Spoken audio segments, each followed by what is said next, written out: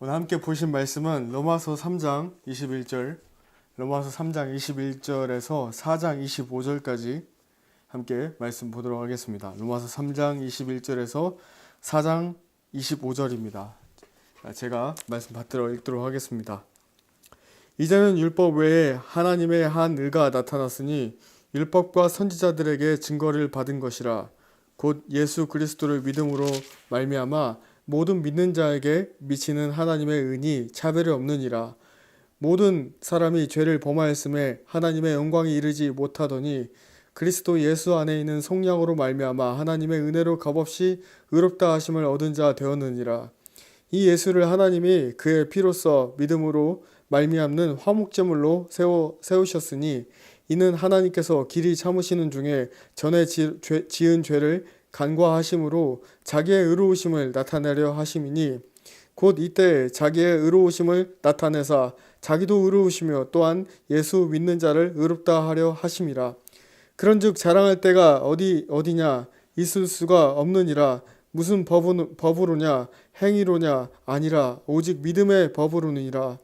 그러므로 사람이 의롭다 하심을 얻는 것은 율법의 행위에 있지 않고 믿음으로 되는 줄 우리가 인정하노라. 하나님은 다만 유대인의 하나님이시냐 또한 이방인의 하나님은 아니시냐. 진실로 이방인의 하나님도 되시느니라. 할례자도 믿음으로 말미암아 또한 무할례자도 믿음으로 말미암아 의롭다 하실 하나님은 한 분이시니라. 그런즉 우리가 믿음으로 말미암아 율법을 파기하느냐 그럴 수 없느니라. 도리어 율법을 굳게 세우느니라. 그런즉 육신으로 우리 조상인 아브라함이 무엇을 얻었다 하리요. 만일 아브라함이 행위로서 의롭다 하심을 받았으면 자랑할 것이 있으려니와 하나님 앞에서는 없느니라. 성경이 무엇을 말하느냐. 아브라함이 하나님을 믿음에 그것이 그에게 의로 여겨진 바 되었느니라.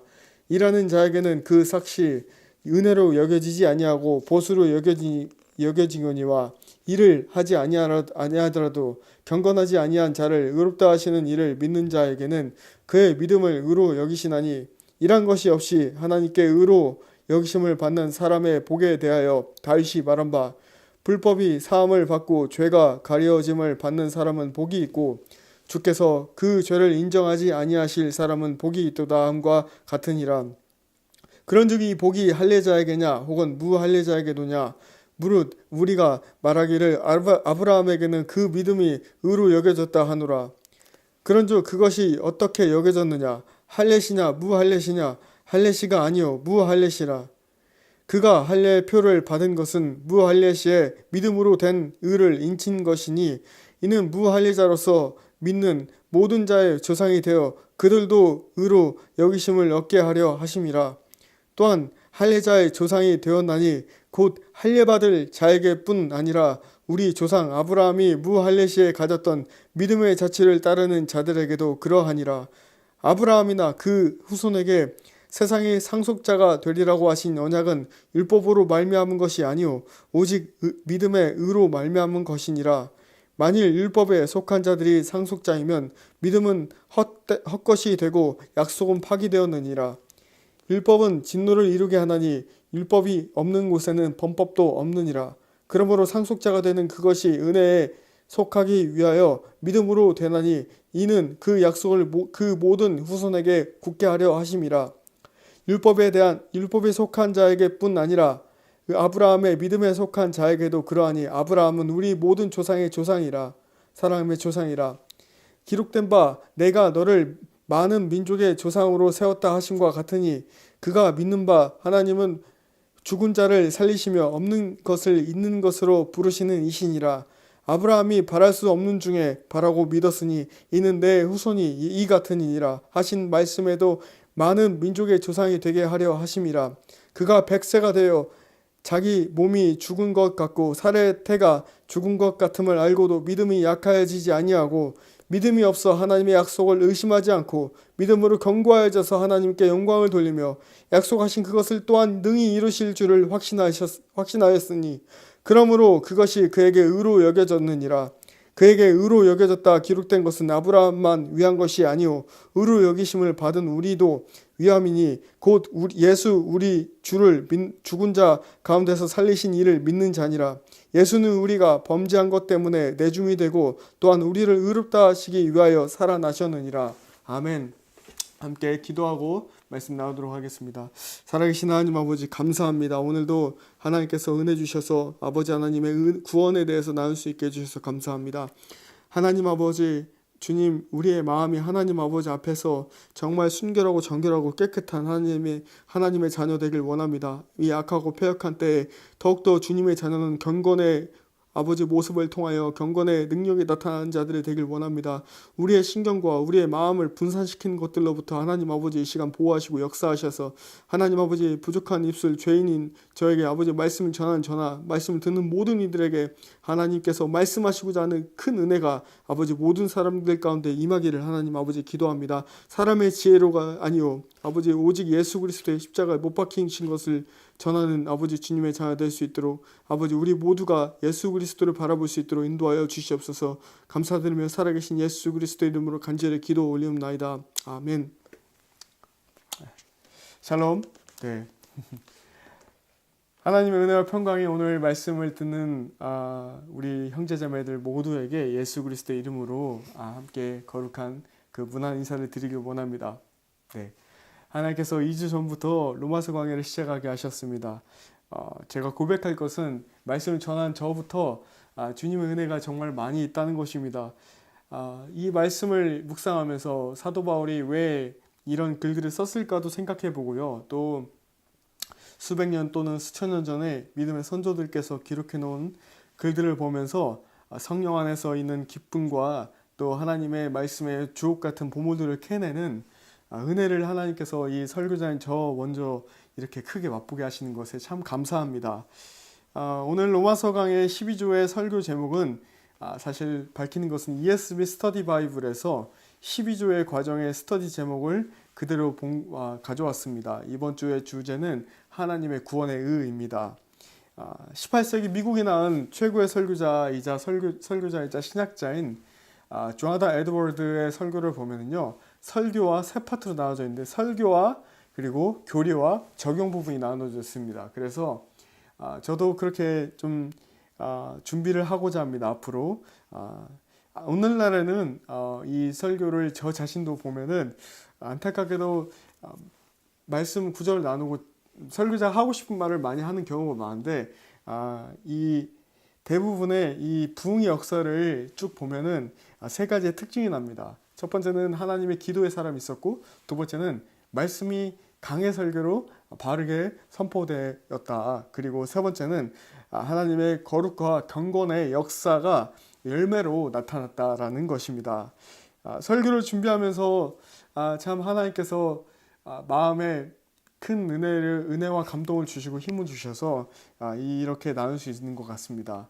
하루는 하나님 감사합니다. 하나님 사랑합니다. 하나님 정말 사랑합니다. Lord, I love you. Lord, I love you so much. 그냥 이렇게 기도하는데 다른 기도가 아닌 정말 하나님 사랑합니다라는 기도가 올려졌을 때에 하나님께서 정말 감격과 감동의 이 마음을 주신 것을 많이 경험할 수 있었습니다. 우리 모두의 삶이 하나님과의 깊은 관계에서 주님을 사랑한다고 고백하며 우리가 바쁜 일상 가운데에서 시간을 따로 내어드려서 하나님과 깊게 교제하고 또 하나님을 찬양하며 하나님의 말씀 묵상하는 우리 모두가 되기를 진심으로 기도합니다. 아울러 오늘 설교 주제처럼 하나님의 구원의 의가 그 구원을 누리는 하나님의 자녀된 우리 모두 가운데 감격이 나타나기를 소망하고 기도합니다. 우리가 하나님의 구원을 알기 위해서 먼저 하나님께서 죄인된 인간에게 죄에 대한 용서를 해주신다는 것을 알아야 될 것입니다. 예수님께서 죄를 용서해 주신다는 말을 많이 들어보셨을 것입니다. 예수님께서 허락해 주시는 그 용서의 범위는 과연 어디까지일까요? 인간의 죄는 모두 용서받을 수 있을까요? 성경에선 그렇다라고 합니다.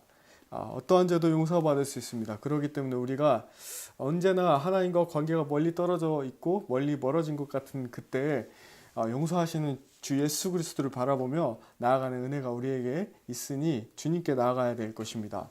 하지만 성경에서는 용서받지 못할 죄도 있다고 합니다. 그 죄는 바로 성령을 거역하는 것과 성령을 모독하는 것입니다. 그 말씀이 마태복음 12장 31절에서 32절에 나와 있습니다. 그러므로 내가 너희에게 이르노니 사람에 대한 모든 죄와 모독은 사하심을 얻되 성령을 모독하는 것은 사하심을 얻지 못하겠고, 또 누구든지 말로 인자를 거역하면 사하심을 얻되 누구든지 말로 성령을 거역하면 이 세상과 오는 세상에서도 사하심을 얻지 못하리라.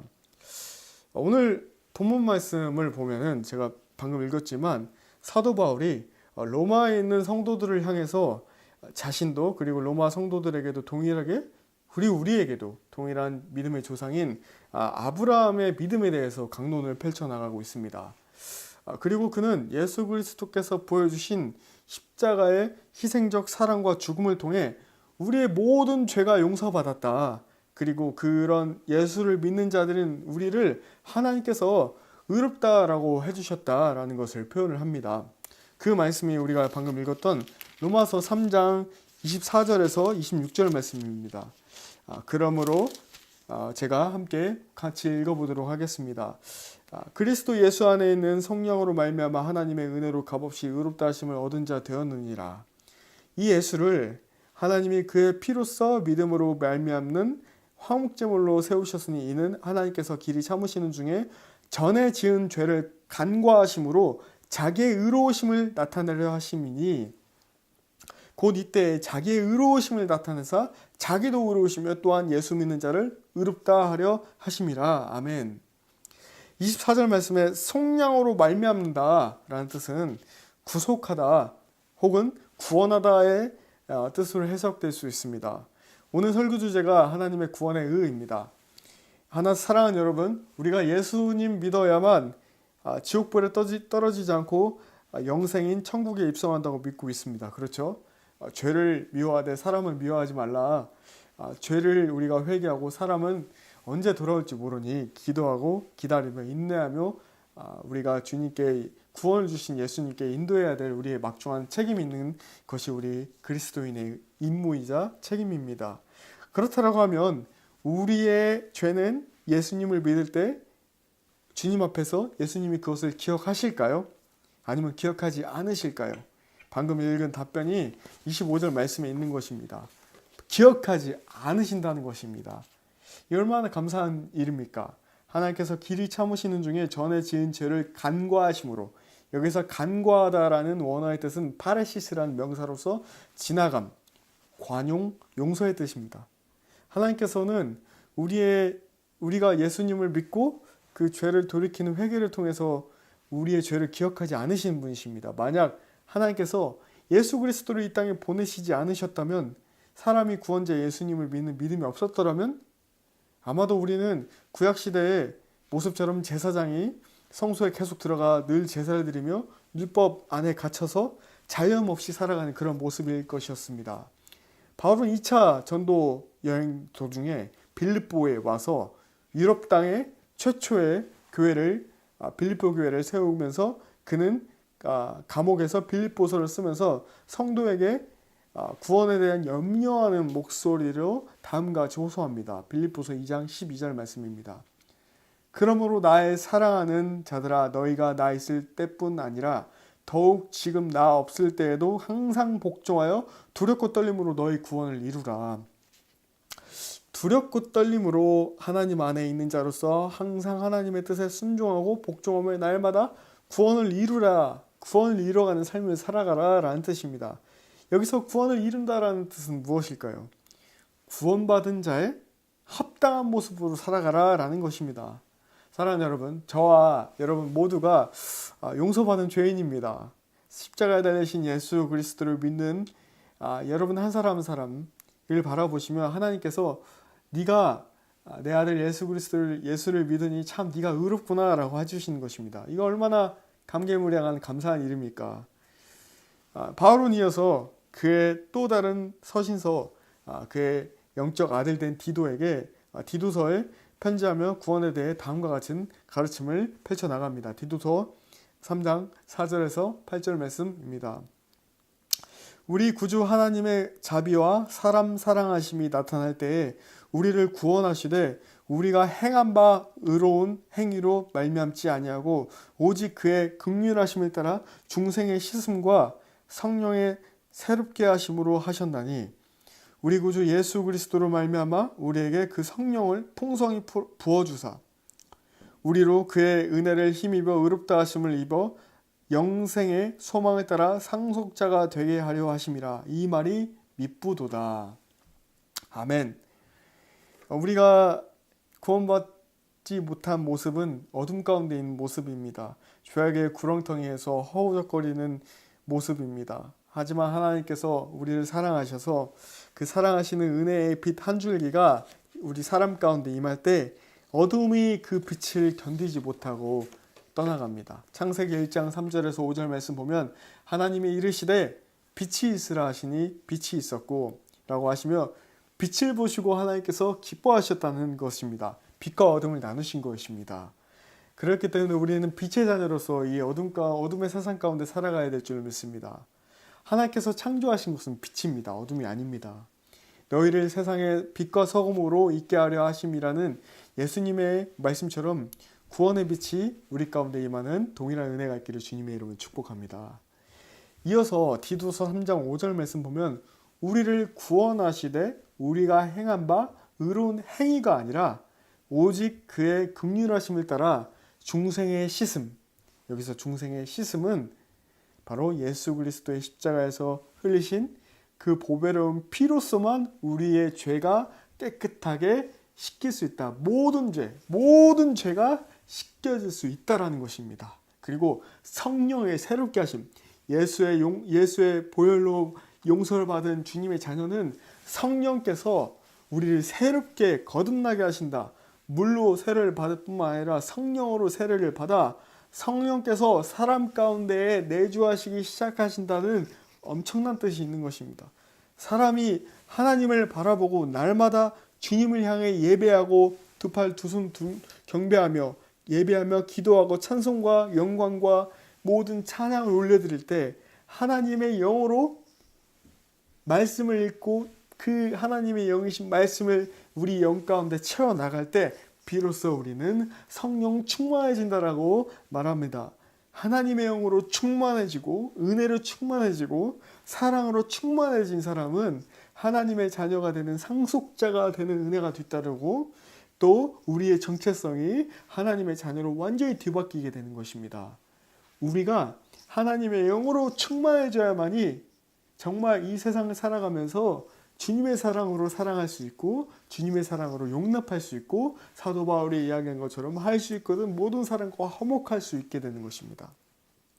오늘 성령으로 새 생명을 얻은 저와 여러분이 하나님의 사랑으로 구원받은 자로서 두렵고 떨리는 마음으로 온 마음 다해 전심으로 주님을 사랑하고 또 사람 가리지 않고 누구나 사랑할 수 있는 그리하여 저 구원받지 못한 예수 믿지 않는 주변의 모든 자들이 예수의 이름 믿고 예수님 통해서 구원받을 수 있도록 우리 기도하십시다.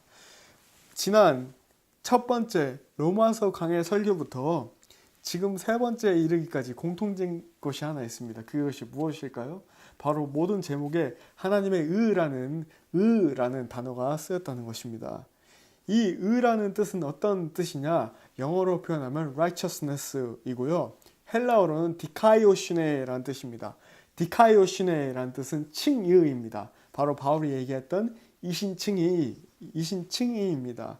헬라어에서는 바로 정의나 판결의 의미로서 미시파트라는 뜻이 쓰였고 공의, 올바름, 의로움이라는 단어로 제데카라는 단어가 있습니다. 미시파트와 제데카 그리고 헬라어로는 디카이오시네 바로 다 칭의, 공의의 뜻입니다.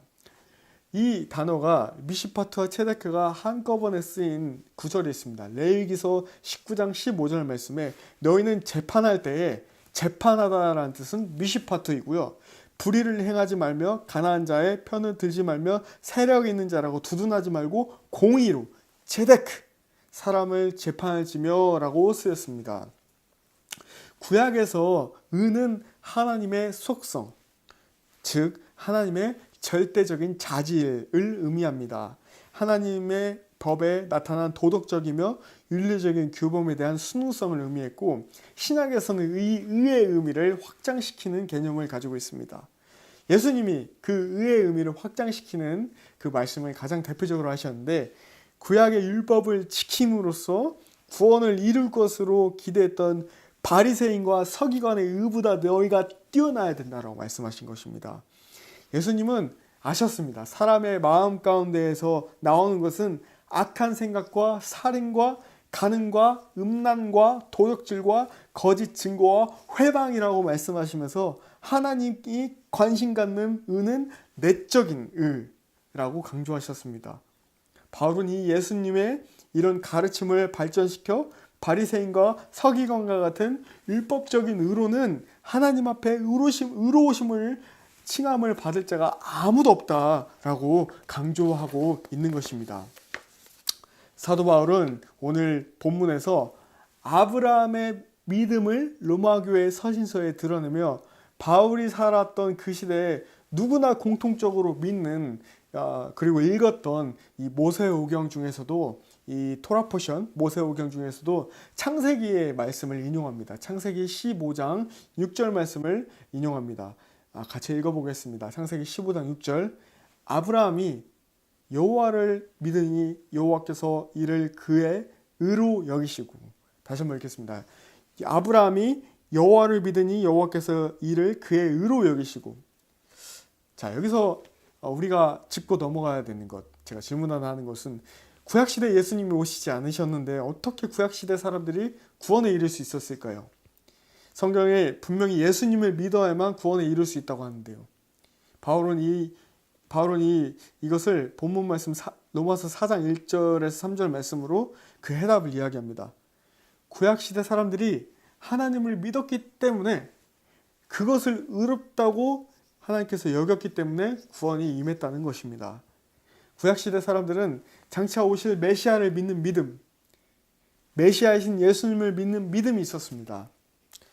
구약시대 성도들은 메시아에 대한 믿음으로, 그리고 오늘 우리 신약의 성도들은 메시아에 대한 믿음으로 구원을 받게 되는 것이 다를 법 모든 인류는 다 은혜의 언약의 주님이신 예수님을 믿음으로 구원에 이르게 되는 것입니다. 이러한 하나님의 은혜의 언약은 창세기 3장 15절에서 처음으로 인류에게 제시된 후에 아브라함 언약, 모세 언약, 다윗 언약 등 여러 부분과 여러 모양으로 구약의 성도들에게 전달이 됩니다. 그리고 예수 그리스도의 언약 속에서 그 언약을 분명하고 확실하게 제시하십니다. 로마서 4장 1절에서 3절 말씀.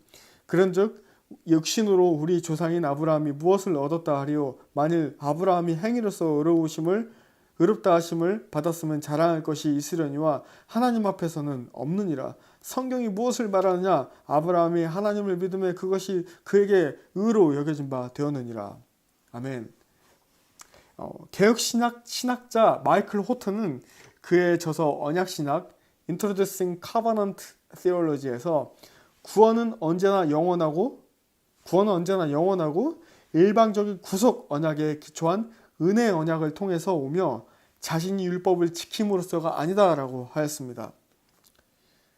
그리고 웨스트민스터 소요리 문답에 은혜 언약과 구원 이 파트의 질문은 하나님이 모든 인류를 죄와 비참한 상태에서 멸망하도록 내버려 두셨습니까? 라는 질문에 이 대답은 하나님은 영원부터 오직 그분의 기쁘신 뜻대로 어떤 사람들을 영원한 생명에 이르도록 선택하시고 은혜의 언약을 맺으셔서 구속자를 통해 그들을 죄와 비참한 상태에서 건져내어 구원의 상태에 이르게 하셨다라는 것입니다. 여기서 은혜의 언약이란 하나님께서 선택하신 사람들을 위해서 그리스도와 함께 은혜의 언약의 관계로 들어가신다는 것입니다. 구약에서는 구원을 위해 구속자를 바라보게 하셨고, 신약에서는 오신 그리스도와 그분의 유익을 구하게 하셔서 구원에 이르게 하셨습니다. 그리스도로 인해 언약 관계에 있는 사람들에게 하나님은 그들의 하나님이 되고 그들은 하나님의 백성이 됩니다. 은혜 언약에서는 하나님의 백성과 하나님의 백성이 아닌 자로 구분이 되는 것입니다. 또한 우리는 믿음과 생명에 이르는 회개를 통해 그리스도께서 주시는 구속, 구원의 유익들을 우리에게 전달해 주시는 것입니다. 여기서 종교개혁자 마르틴 루터는 요한복음 1장 13절 있는 혈통으로나 육정으로나 사람의 뜻으로 나지 아니하고 오직 하나님께로부터 난 자들이니라 라는 말씀을 통해 믿음은 옛사람을 죽이고 우리의 마음 또 생각 힘이 전혀 다른 사람으로 만들어 놓는다. 다시 한번 말씀드립니다. 믿음은 옛사람을 죽이고 우리의 생각, 우리의 마음, 힘 전혀 다른 사람으로 만들어 놓는다는 것입니다.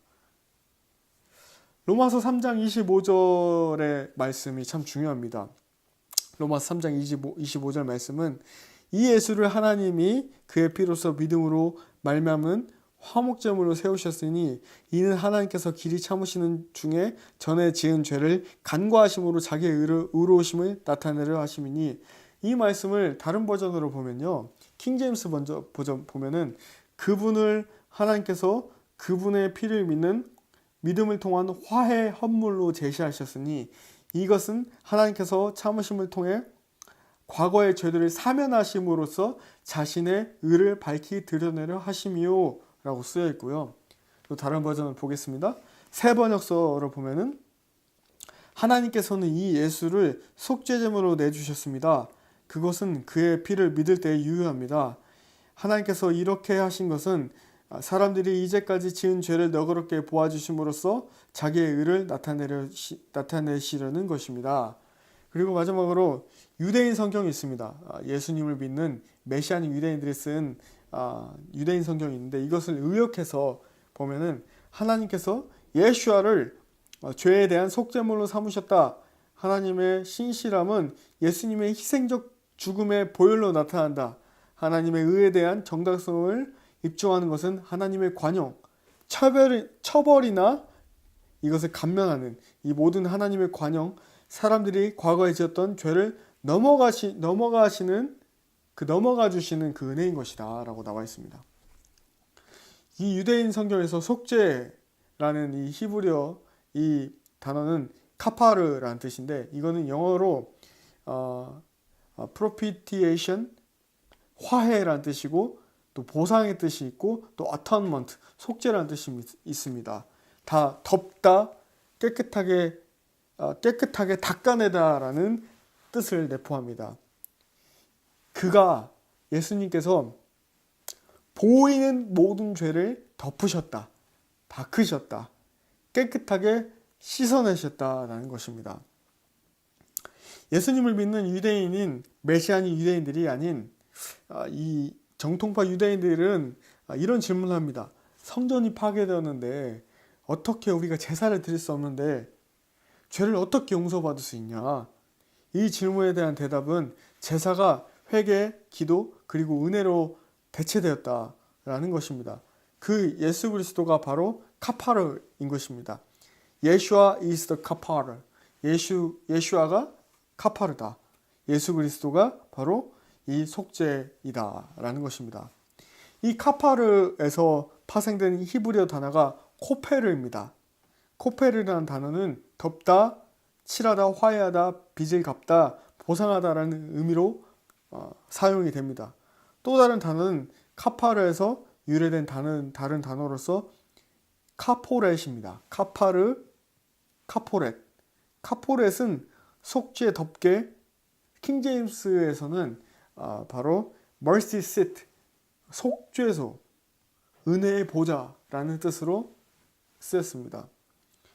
히브리어 어원으로 보면 죽어야만 하는 우리의 죄를 예수 그리스도의 십자가의 보혈로 덮으셔서 우리의 빚을 대신 갚으시고 하나님과 우리를 화해시키시는 바로 그 그리스도 예수를 의미합니다. 19세기 1813년에서 1855년에 불과 42년의 짧은 불같은 인생을 살다 주님 앞에 선 덴마크의 실존 철학의 아버지 키엘케고르라는 사람을 좀 소개하고자 합니다. 이 키엘케고르는 인간의 실존을 하나님 앞에 선 홀로 선 단독자라는 유명한 표현을 남겼습니다. 키르케고르는 이성과 집단 중심의 객관성의 철학을 신앙과 개인의 인격을 강조하는 주체성의 철학으로 바꾼 사상가였습니다. 그는 이 시대에 진리의 교리는 있으나 진리를 열정적으로 지키고 진리를 경외하는 마음으로 순종하려는 마음이 너무도 결여되고 결핍된 당대의 본질을 깨워주었던 영적 군사요, 영적 투사였습니다. 이 덴마크의 사상가 이 쇠렌 키르케고르는 인간의 세 가지 실존이 있다고 합니다. 첫 번째는 심미적 실존, 두 번째는 윤리적 실존, 세 번째는 종교적 실존. 첫 번째, 심미적 실존은요, 사람들이 아름다움을 추구하고 인간이 아름다움을 추구하고 먹는 것도 자신이 하고 싶은 대로 살아가는 사람들이 있다는 것입니다. 두 번째는 윤리적 실존. 자기가 결단을 내리고 비상하는 사람들이라는 뜻으로서 선을 행할 마음은 있는데 행할 능력이 없는 자로서 앞으로 우리가 살펴볼 로마서 7장 말씀과 관련된 것입니다. 그리고 세 번째, 종교적 실존. 일반적으로 사람들은 무언가에 어디에서 무언가를 빌면서 산다는 종교성이 내재하고 있다는 것입니다. 키르케고르 신앙의 개념이라는 책에 보면 다음과 같은 문장이 있습니다. 키르케고르에게 그와 동시대의 사상가들이 가지는 문제는 종말론적 진리의 부재가 아니라 시민적인 덕목을 진정한 믿음과 동일시하는 부르주아적인 안주함이었다. 한 개인은 사회적인 질서 안에 잠김으로써 보호받으며 지금까지 신 앞에 홀로 있는 것에서 가졌던 불안과 공포의 면역력을 지니게 된 것이다. 사랑하는 여러분, 하나님의 뜻대로 행하지 않으면서 그저 예수 믿으면 구원받는다. 교회 다니면 된다. 자신의 신념과 교회에 소속되었다는 가정하에 하나님의 뜻을 구하지도 않고 하나님의 뜻대로 구원을 이루며 살아가지도 않으며 마음 가운데는 정욕과 탐심이 가득하고 성령 충만하라고 했고 술 취하지 말라고 했는데 날마다 술에 취해 있으며 방탕하고 입술로는 마음에 더러운 정욕이 가득한 인생. 하나님의 거룩한 성전인 우리가 하나님의 거룩한 뜻을 따르지도 않는 그 모습. 그런 인생이 어떻게 해서 하나님 앞에 바로 선 단독자로서 그리스도인이라고 할 수 있겠습니까? 하나님께서 저의 기도 가운데 예레미야 7장 말씀을 깨닫게 해주셨습니다. 여기에는 예레미야 7장 말씀 보면 여기에는 잘못된 성전신앙과 우상숭배와 거짓된 예배에 대해서 나옵니다. 우리가 모두 경건을 열망하고 경건을 추구하며 경건에 훈련하며 경건의 능력이 나타나는 진정한 그리스도인이 되어야 되겠습니다.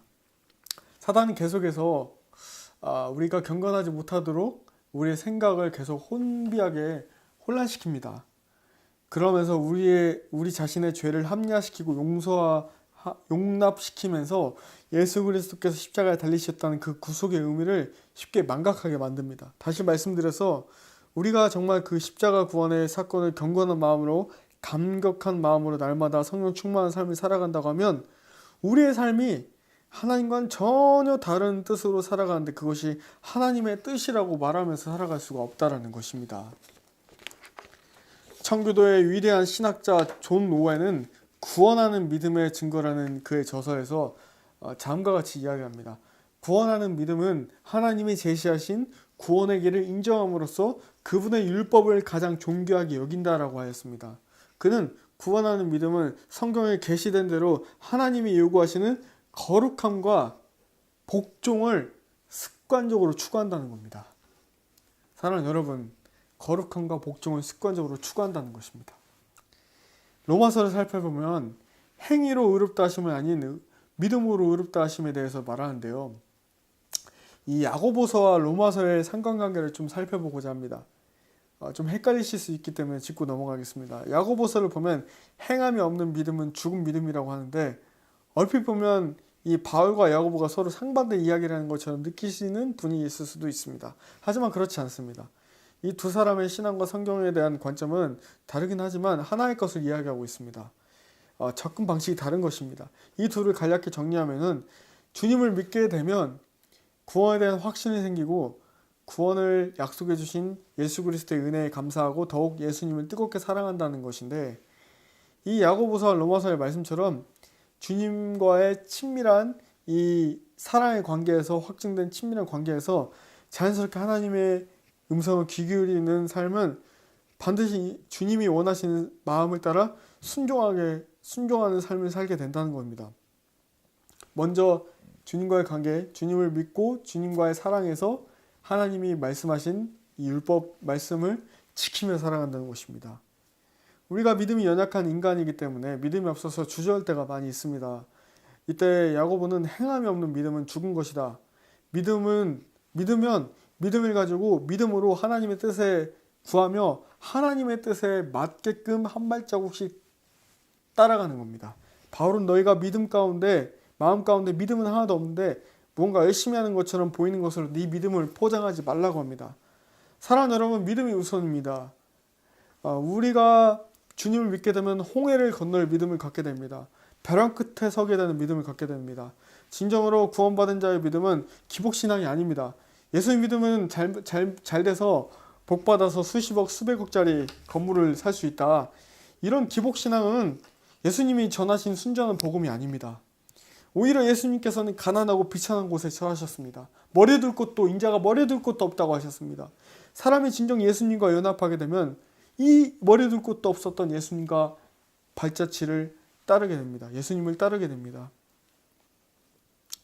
은혜에 대해서 로마서 4장 4절에서 8절 말씀에 4절 말씀 보면은 일하는 자에게는 그 삭시 은혜로 여겨지지 아니하고 보수로 여겨진다고 합니다. 그것은 세상의 방식입니다.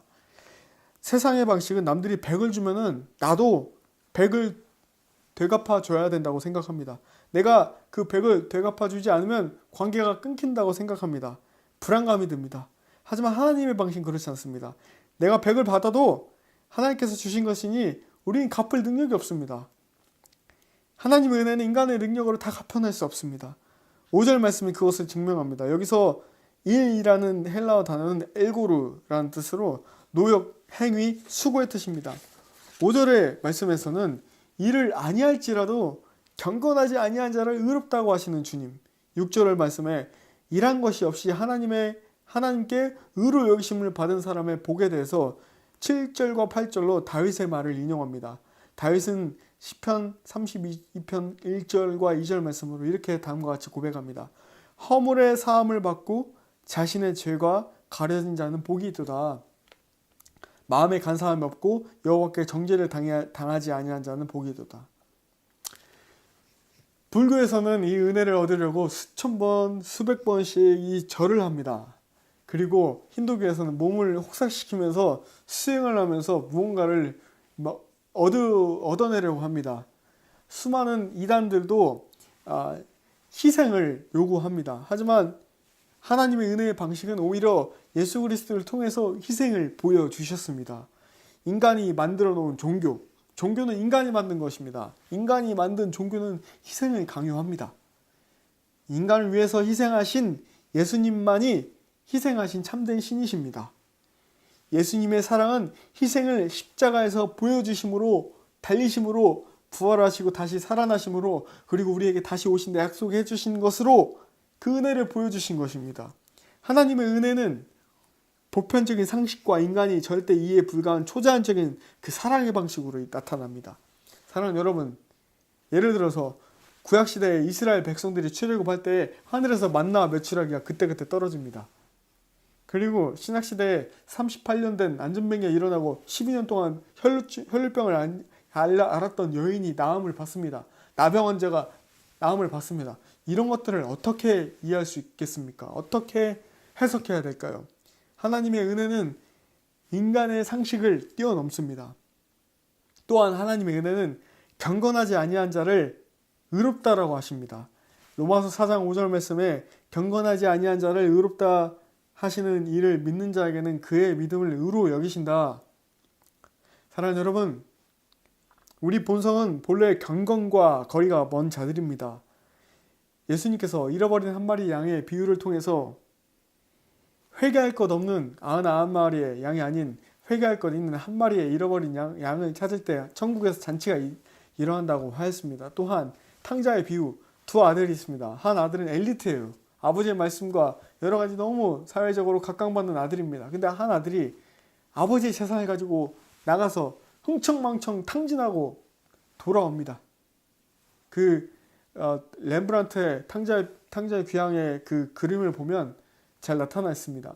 여기서 두 아들이 있는데 탕진해서 돌아온 아들을 위해서 살진 것을 잡고 잔치를 벌여준 아버지의 마음이 무엇입니까? 아들아, 네가 오기를 기다렸다. 내가 너를 사랑한다. 이것이 바로 하나님 아버지의 우리를 향하신, 죄인을 향하신 구원에 대한 마음인 것입니다. 나에게 돌아오렴. 내가 너를 기다리고 있단다. 그 천국행 초대장을 주님이 주실 때 받지 않으시겠습니까? 이어서 로마서 4장 9절에서 25절 마지막 말씀까지는 구원의 약속, 믿음, 오래 참음에 대해서 이야기하고 있습니다. 아브라함은 할례를 받기 전부터 하나님 믿었습니다. 창세기 12장 1절에 3절 말씀으로 네 고향을 떠나 하나님께서 명하시는 곳으로 가라고 하십니다. 그때 아브라함은 하나님의 약속을 굳게 믿었습니다. 로마서 4장 9절 말씀 이하 마지막 절까지는 사도 바울이 로마 교회 교인들에게 아브라함의 믿음이 할례를 받아서 의롭다 하시는 것을 아니다라고 강조하는 것입니다. 아브라함은 할례를 받기 전부터 무할례 시부터 믿음을 가지고 하나님의 뜻을 따르는 그 믿음의 삶을 살았던 믿음의 조상입니다. 그런 그를 의롭다 하시며 믿음의 조상이 되게 하나님께서 만드신 것입니다. 16절 말씀에 아브라함은 우리 모든 사람의 조상이라고 말한 것이 그 증거입니다.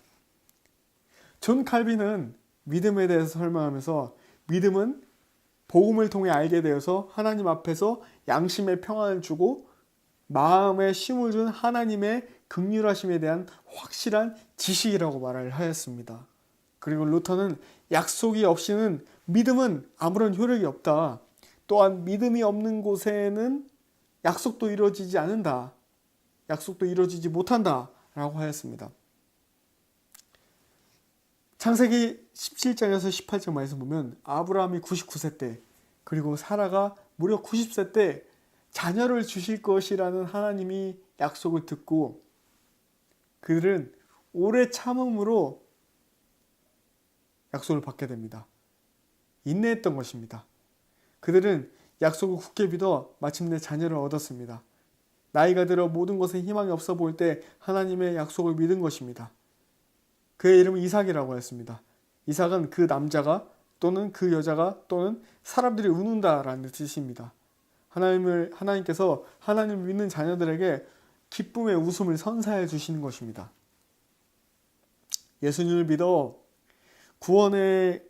하나님의 구원의 의를 얻는 자가 되기 위해서 다음과 같은 세 가지를 우리 각자에게 적용해 보고자 합니다. 첫 번째, 죄에 대한 용서를 믿음으로 진리 안에서 자유를 얻으라 라는 것입니다. 청교도 작가 존 버년은 철로 역정에서 주인공 크리스천이 자기 몸보다 더 큰 엄청난 크기의 그 짐을 들고 이 힘겹게 율법의 동산에 올라갑니다. 근데 율법의 동산에 가니까 지켜야 될 게 너무 많아요.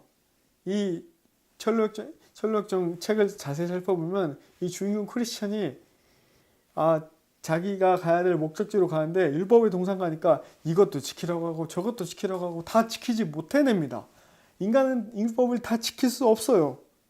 하지만 이 율법에서 제시된 모든 것을 다 지켜내려고 하는데 못하는 자신이 예수 그리스도의 십자가 앞에 인도하심을 받게 되니까 어떤 일이 일어나냐, 자기 등에 있던 모든 그 어깨를 짓누르던 엄청난 크기의 짐 덩어리가 쇠사슬이 탁 끊어지는 거예요. 마침내 죄에서 자유하게 된 것입니다. 십자가 앞에서 우리의 죄를 용서해 주시기 위해서 못 박히신 예수님의 용서의 은혜, 예수님이 우리의 모든 짐을 대신 져주시고 구원의 길로 인도해 주시는, 친히 동행하시는 그 놀라운 믿음의 여정이 시작이 되게 된 것입니다. 제가 예수님 만나기 전에 인생도 마찬가지였어요.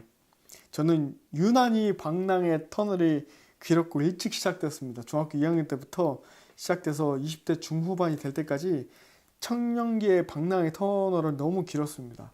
근데 그런 저를 하나님께서 먼저 찾아주셔서 만나주셨습니다. 호주에서 예수님을 믿게 되었고 뭔가 이끌려서 예배당에 나가게 되었고 주님이 저를 기다리고 계셨다는 사실을 알게 되었습니다. 기도회에 가는데 2시간 동안 대성통곡하면서 울었습니다. 그때 주님께서 정말 어떤 사람의 음성과 같이 라디오와 같이 정말 선명하고 번개와 같은 우레의 음성이 들리기 시작하면서 뭐라고 말씀하시냐면 석이라 너를 사랑한다. 그 전에 너를 용서한다. 그리고 너를 사랑한다 하시는데 제가 그 자리에 철퍼덕 주저앉아서 2시간 동안 일어날 수가 없습니다. 영화 파노라마처럼 그 모든 죄악들이 차마 입에도 부끄럽게 내기도 어려운 책에 하나님과의 친밀함이라는 책에도 썼지만 그 책에 다 쓸 수 없는 누구에게도 입 밖으로 내밀기 말할 수 없는 수많은 더러운 은밀하게 지었던 모든 죄악들이 다 보입니다. 그리고 나서 그 다음날에 어떤 일이 일어나냐 제가 술 담배를 엄청 많이 했었는데 하루 2-3갑씩 11년 동안 넘게 했었는데 그 다음날부터 모든 것이 담배를 안 피게 되고요. 끊게 되고요. 그리고 가장 큰 거는 제 내면에 이 저를 짓누르고 있던 모든 그 무거운 응어리가 한 번에 탁 없어졌다는 것이 느껴지면서 내가 정말 제 눈빛이 변합니다. 얼굴이 변합니다. 예전 정말 악을 쓰고 인상을 쓰고 이렇게 다녔던 저였습니다. 근데 얼굴에 웃음이 생기고 기쁨이 생기고 무엇보다도 내가 새 인생을 살게 되었다.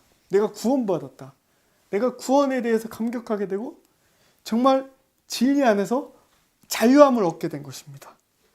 두 번째, 자유를 얻었으니 이제 증인의 삶을 살라. 자유를 얻었으니 이제 증인의 삶을 살라. 구원받은 자는 예수 그리스도를 증거하는 증인의 삶을 살아가게 됩니다. 저는 최근에도 하나님께서 하나님 되심을 드러내시고자 그 증인된 삶을 살기 원하시는 그 원한 주님의 마음이 저의 마음에 하나님 살아계시다는 것을 또 알게 하시는 큰 은혜를 경험하고 있습니다. 그 은혜는 과거의 것이 아니라는 것을 증거하기 위함입니다.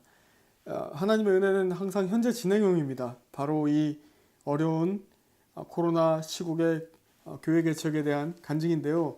하나님께서 코로나 기간이 하나님께서 이 새 공동체를 시작할 것을 말씀하시고 나서 제가 뭘 경험하게 되냐면 믿음이 있을 때는 나의 작은 읊조리는 그 작은 신음에도 응답하시는 하나님을 경험하게 됩니다. 하지만 제가 믿음이 없을 때는 많이 불안해하고 낙심하고 염려하고 흔들립니다. 사람이 본성적으로 안정된 구조를 원합니다. 하지만 제가 지금까지 경험했던 하나님은 항상 안정된 구조보다는 믿음을 요구하는 네가 정말 믿음이 있냐 이것을 요구하는 그런 자리로 인도해 오셨던 것 같습니다. 목회도 마찬가지인 것 같습니다. 예수님의 증인으로 살아가려고 힘쓸 때 하나님께서 부르신 목적에 따라서 준비시키시고 공급하시고 인도하시는 것을 경험하게 됩니다. 그러면서 제가 한 가지 약속을 하게 됩니다. 하나님, 제가 절대로 재정적으로 힘들다는 말 하지 않겠습니다. 하나님께서 부르셨으니 공급하시는 것을 믿겠습니다. 그리고 사람들에게 어렵다고 말하지 않겠습니다. 그렇게 하나님과 저만 아는 은밀한 기도를 하나님께 올려드렸고 하나님은 그 기도는 제가 예상치 못하는 방법으로 응답이 되었습니다. 구원을 받은 자가 자유를 얻었으니 이제 증인의 삶을 어떻게 살까요? 제가 예수님 처음 믿었을 때 이야기입니다. 8개월 동안에 하루에 8시간에서 10시간 동안 기도실에서 날마다 기도했던 특별하게 하나님과 독대하는 시간이 있었습니다. 출애굽기 33장 11절 말씀에 하나님께서 모세가 친구와 친구를 대하듯이 얼굴과 얼굴을 맞대고 기도했다라는 장면이 나와 있는데 제가 하나님을 향해서 두 팔을 들려서 하나님 바라보면서 기도할 때 정말 하늘이 열린 것 같은 천상의 예배 기도가 그 시간이 특별한 시간이 있었고 또 무릎 꿇고 울면서 짧게 3분 정도 기도한 것 같은데 정말 한 3, 4시간이 지나가 있는 그 깊은 기도를 체험하게 하셨습니다. 저는 그때 주님께 이렇게 고백했습니다. 주님, 이제 저를 데려가 주십시오. 천국으로 저를 데려가 주십시오. 예수님 믿고 뜨겁게 주님을 사랑하게 되니까 마음속 깊은 곳에서 터져나오는 진정한 고백이었습니다. 더 이상 세상의 것에 눈을 돌릴 틈도 없고 그냥 주님과 함께 있는 게 좋은 것입니다. 내가 구원받은 자라는 것이 믿어졌고 구원에 대한 감격에 대한 고백이었습니다. 그 크신 하나님의 사랑에 대한 감동인 것입니다. 그리고 제 삶을 주님께 평생 바치기로 결단하게 됩니다. 구원받은 것이 감사해서 내 인생이 아깝지 않게 됩니다. 그래서 제가 주님께 선교사로 헌신하기로 결단하고 이 여정을 나섰습니다. 한 번도 무엇이 되려고 애쓴 적이 없는 것 같습니다. 그저 주님이 인도하시는 것, 주님이 인도하신 거 한 걸음 한 걸음 따라가다 보니까 제 모습과 모든 것들이 변화되어 있는 것을 보게 됩니다. 그저 주님이 좋아서 주님이 인도해 주신 대로 가다 보니까 회사를 그만두고 신학교에 가 있었고 또 신학교 졸업하고 또 선교사로 파송받아서 선교지에 나가 있었습니다. 마지막 세 번째로 하나님의 구원에 감격하고 은혜에 감사하라입니다. 하나님의 구원에 감격하고 은혜에 감사하라. 세계 개신교 이 선교 역사는 바로 영국에서 시작됐습니다. 18세기 1700년도에서 1800년도까지 정말 전성기였어요. 18세기의 기독교 역사의 주인공이 되었던 사람들은 영국인들이 정말 많습니다. 기도가 5만 번 응답받은 기도의 사람 조지 밀러는 독일 사람이었는데 영국의 브리스톨에 와서 사역했고 또 세계 현대 선교의 아버지이자 제1의 선교 물결의 주인공 해안선 선교를 제시했던 닥터 윌리엄 캐리 박사도 영국인이었습니다. 그리고 내륙 선교를 제시했던 19세기에 활동했던 제2선교의 물결 허드슨 테일러도 영국인이었습니다. 그리고 현재 웩 선교회의 창립자이자 캠브리지 세븐의 시티 스터드도 영국인이었습니다. 세계 부흥 역사도 1904년 영국 웨일즈 대부흥으로 시작됐습니다. 영국이었습니다. 이 부흥의 불길이 미국의 아주사 거리를 강타하고 그 1904년도에 그리고 1907년도에 이 조선 땅 한국까지 오게 된 것입니다. 하나님께 쓰임 받았던 사람들, 이 구원의 이 모든 사람들의 특징이 뭐냐면은 하나님 앞에서 한 사람 한 사람이 그 구원의 은혜에 감격했고 자신의 삶을 더 이상 자신의 삶이라고 여기지 않았어요. 하나님께 드려서 하나님께 쓰임받길 원하셨어요. 하나님께 드려서 선교사로 자원해서 나갔던 청년들이었습니다. 나 같은 죄인을 살려주신 은혜에 너무 감사해서 하나님께서 구원하셨다는 사실에 진정으로 감사하게 되면요. 내 인생, 내 목숨, 내가 배운 공부, 나의 모든 재정, 내 모든 것들이 아깝지 않게 되는 것입니다. 18세기 유럽의 강대국들은 아프리카 흑인들을 노예로 삼아서 물건을 사고 파는 것처럼 취급했습니다. 이때 귀족 출신이자 기독교인이었던 윌리엄 윌버포스는 평생 노예 제도를 없애기 위해서 헌신한 인물입니다. 윌리엄 윌버포스. 그는 자신의 병마와 싸우면서 평생을 구원받은 그리스도인으로서 하나님께 헌신되어서 하나님의 정의와 공의를 실천하기 위해 고군분투했던 인물입니다. 윌리엄 윌버포스의 생애를 나타내는 책들도 많이 있지만 그 중에 저는 특별히 영화를 한 편 소개할까 합니다. 어메이징 그레이스라는 영화가 있는데요. 거기에 제가 참 인상 깊었던 장면이 하나 있습니다.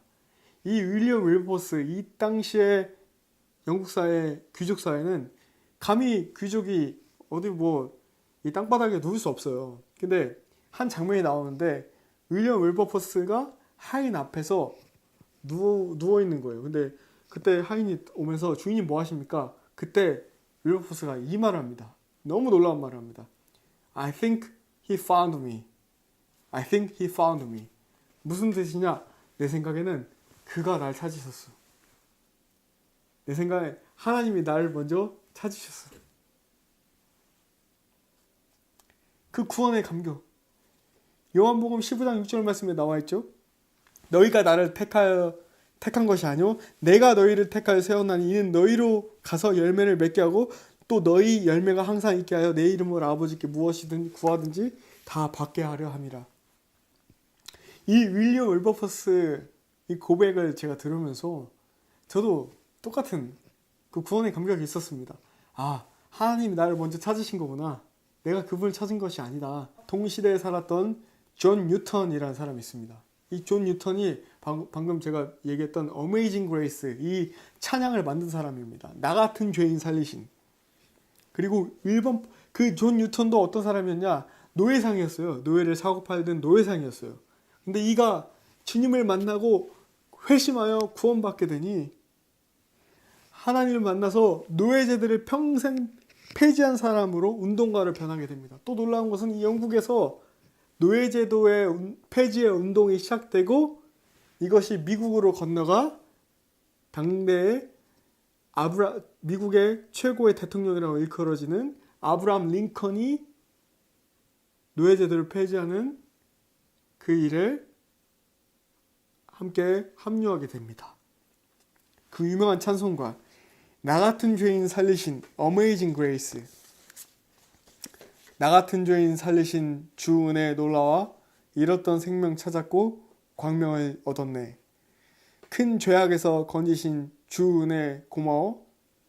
나처럼 믿은 그 시간 귀하고 귀하다. 한번 불러볼까요? 이제껏 내가 산 것도 주님의 은혜라. 또 나를 장차 본향에 인도해 주시리. 거기서 우리 영원히 주님의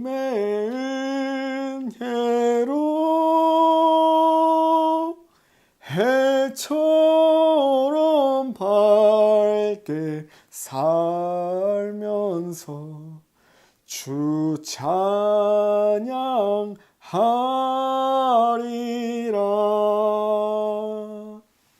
아멘. 사랑하는 여러분, 하나님의 구원의 은혜는 사람을 변화시키고 또 평생 하나님께 자발적으로 사랑에 근거하여 헌신하여 주님을 따르게 합니다. 더 이상 나의 삶이 아닙니다. 사람이 무엇을 해도 어떤 직업을 가져도 모든 것이 수단일 뿐 하나님께 영광을 돌리는 삶이 살아가는 목적이라는 것을 잊지 않습니다. 하나님께 구원받은 자들은 모든 삶의 원동력이 하나님의 은혜임을 고백합니다. 전능자 하나님의 손에 꽉 붙잡혀 살아가는 사람들은 나 자신이 아무것도 할 수 없고 하나님의 도우심으로만 가능하다는 것을 고백할 때 어떤 것을 행할 수 있는 능력이 발휘된다라는 그 비결을 깨달은 자입니다. 다시 한번 말씀드립니다. 우리 함께 두렵고 떨림으로 구원을 이루는 삶을 살아갑시다. 하나님의 구원의 의를 다시 한번 깊이 묵상하고 감사함으로 우리 주님께서 주시는 은혜를 통해 우리 삶 가운데 있는 모든 시험과 어려움을 돌파할 믿음을 더 굳건하게 하십시다. 날마다의 삶이 늘 이 구원의 은혜와 감사와 감동과 감격으로 하루하루가 주 안에서 행복한 우리 모두가 되기를 주님의 이름으로 축원합니다. 함께 기도하겠습니다. 하나님 감사합니다.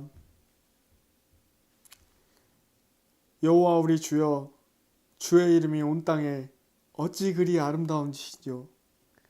사람이 무엇이간데 주께서 저를 돌보시나이까. 인자가 무엇이간데 주를 안위하시나이까. 나를 지으신 이가 하나님, 나를 보내신 이가 하나님, 나로 그 십자가 지게 하시니 나의 나된 것은 다 하나님 은혜라. 한량없는 은혜, 갚을 길 없는 은혜, 하나님의 은혜를 찬양하며 구원의 은혜에 감동하며 감사하는, 그리하여 우리의 시선이 이 땅의 유혹들 넘어지고 쓰러지는 것이 아닌 날마다 예수 그리스도의 십자가에 나 자신을 못 박아 주님과 날마다 일체에 동행하며 구원받은 자로, 거듭난 자로, 남은 자로서의 삶을 살아갈 수 있도록 이 시대의 교회를 거룩하게 하시고, 이 시대의 그리스도인들을 거룩하게 하시고, 이 시대의 그리스도인들을 통해서 이 어둠 가운데 예수 그리스도의 빛과 소금으로 살아가게 도와주시옵소서. 구원해 주신 주님의 은혜, 십자가의 은혜에 감사하며